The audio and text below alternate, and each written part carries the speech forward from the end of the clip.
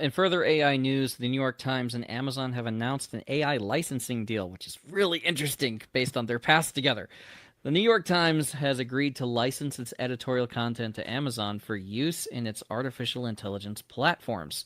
This multi year agreement will bring the Times editorial content to a variety of Amazon customer experiences, they said in a statement. This is This so interesting because in 2023, the Times sued OpenAI for this very thing. so this is where a lot of the reporting on AI, if it was not the thing about journalists is that they don't know very much. They just kind of hear what they hear, and they don't have like experience running a business or like being in a court case. And so a journalist sees, oh, the Times is suing OpenAI. They're going to take this to court. It's going to be this big court case, and we're going to have the courts smack down these AI companies.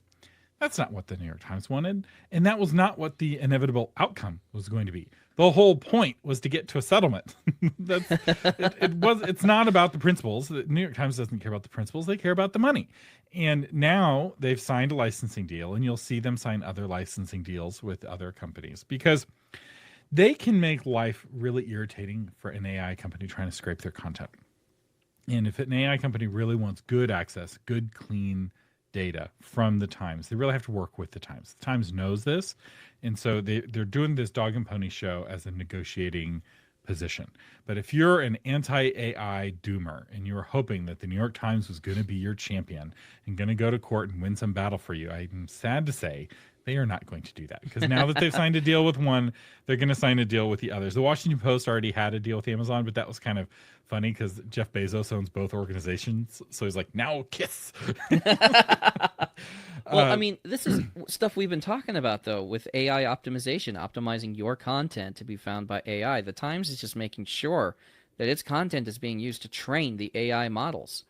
And so it will remain the standard as it comes in publishing because it's what is being used. The AIs only know the Times, and they'll be like, oh, your stuff isn't like the Times.